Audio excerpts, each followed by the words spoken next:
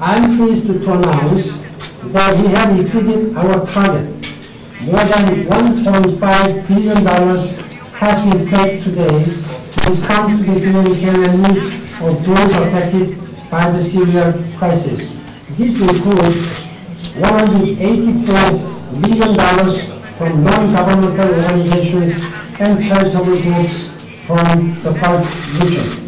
The exact amount of pledge is now being calculated. I'd like to thank the members of the international community who have participated and who contributed generously and all these charitable organizations. This Syria Pledging Conference was the largest humanitarian pledging conference in the history of the United Nations. We have many pledges and commitments that will help to make a real difference in the lives of suffering people. Today we send them a message of hope. I again thank all of the donors for their generosity. And I give you my pledge. The United Nations will make sure that these resources are used in the most effective way possible to deliver urgent, life-saving aid to the people in need. Together, we are sending a message to Syrians. You are not alone. The world is standing with the Syrian people in this humanitarian emergency. We will continue to stand by them as we work to help pull Syria out of its death spiral and find a peaceful end to this calamity. I thank all the member states, the humanitarian agencies, the non-governmental organizations, and the regional organizations for their engagement and solidarity. I particularly thank the Amir of Kuwait, His Highness Sheikh Al-Ahmed Al-Sabah, and the government of Kuwait for their generosity in hosting today's conference and for their unwavering support for humanitarian work. Their pledge of $300 million will help save countless lives and is an inspiring example for others. I'm also deeply grateful for the hospitality and generosity of Syria's neighbors, Iraq, Jordan, Lebanon, Turkey, and Egypt for hosting hundreds of thousands of refugees. Their exceptional efforts should be supported by the international community.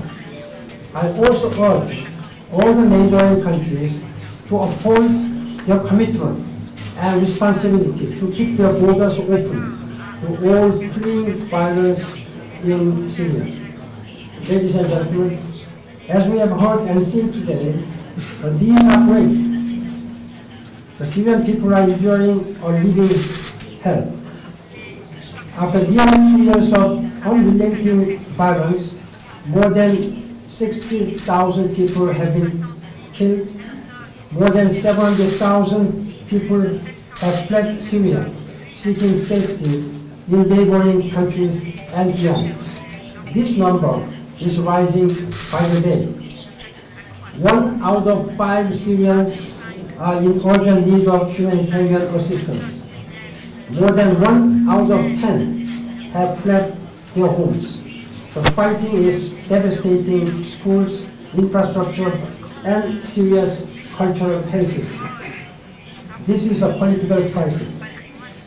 The humanitarian response can never be a substitute for a political solution. The violence must stop and the perpetrators of atrocities must be held to account.